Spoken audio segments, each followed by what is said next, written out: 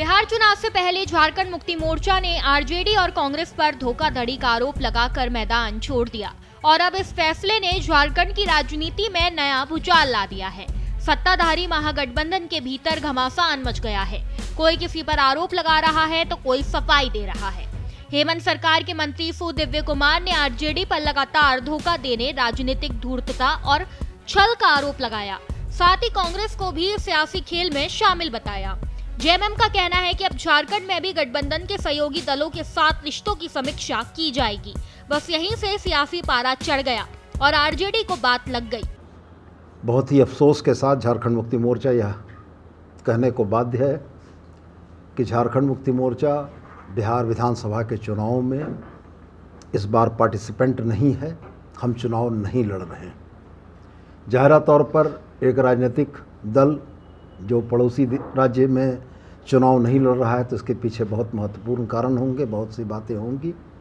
तो मैं आपसे यही कहना चाहूँगा कि बिहार के गठबंधन के अगुआ राजनीतिक दल की राजनीतिक धूर्तता ने झारखंड मुक्ति मोर्चा को यह नुकसान पहुंचाया। झारखंड मुक्ति मोर्चा के बिहार में चुनाव लड़ने की आकांक्षाओं पर पानी फेरा और बिहार प्रदेश में झारखंड मुक्ति मोर्चा के नेतृत्व में अपने लिए बेहतरी तलाशने वाली जनता के लिए भी एक धोखा किया।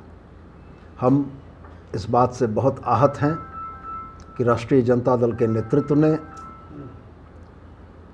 गठबंधन में झारखंड मुक्ति मोर्चा की उचित भागीदारी को सुनिश्चित करने का कोई प्रयास नहीं किया और निश्चित रूप से राजनीतिक चालबाजियों और धूर्तताओं की वजह से जिस तरीके से आज यह परिस्थिति बनी कि झारखंड मुक्ति मोर्चा जैसा एक बड़ा राजनीतिक संगठन बिहार के चुनाव में भागीदारी नहीं कर पा रहा है, इसके लिए हम राष्ट्रीय जनता दल के नेतृत्व को पूर्णतया दोषी मानते हैं और साथ ही गठबंधन धर्म का पालन न करने के लिए मैं अपने सहयोगी कांग्रेस को भी इस बात के लिए दोषी मानता हूं कि अगर झारखंड में यह गठबंधन पूरी मजबूती के साथ चल रहा था तो बिहार के चुनाव में झारखंड मुक्ति मोर्चा की भागीदारी सुनिश्चित कराने का प्रयास कांग्रेस के तरफ से भी होना चाहिए था, जो शायद नहीं हुआ।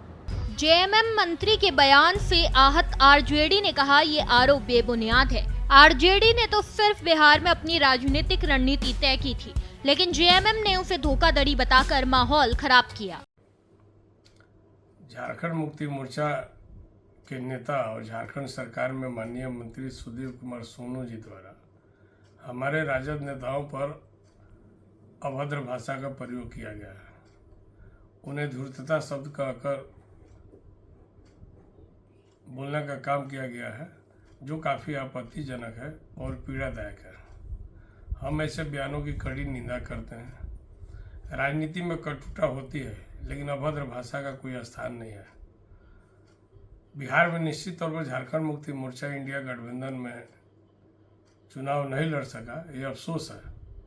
बिहार के हमारे इंडिया नेताओं को भी अफसोस है, लेकिन इस टाइप का आरोप लगाना कहीं ना कहीं जो है चिंता का विषय है। इधर कांग्रेस ने जेएमएम को शांत करने की कोशिश करते हुए उल्टा ठीकरा आरजेडी पर फोड़ दिया।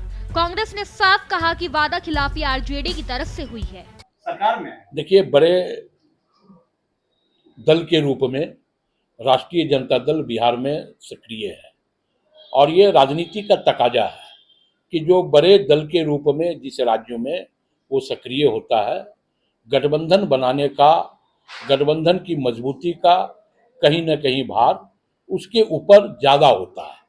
तो स्वाभाविक तौर पे हमें लगता है कि जो बड़े दल के रूप में वहाँ थे, उनको गठबंधन बनाने का भार उनके ऊपर अधिक होता है। झारखंड मुक्ति मोर्चा ने कहा है कि यहाँ भी समीक्षा होगा, क्योंकि कार्यकर्ता का भावनाओं से खेला गया है। मुझे ये लगता है कि वो अपनी भावनाओं से उन्होंने अवगत कराया।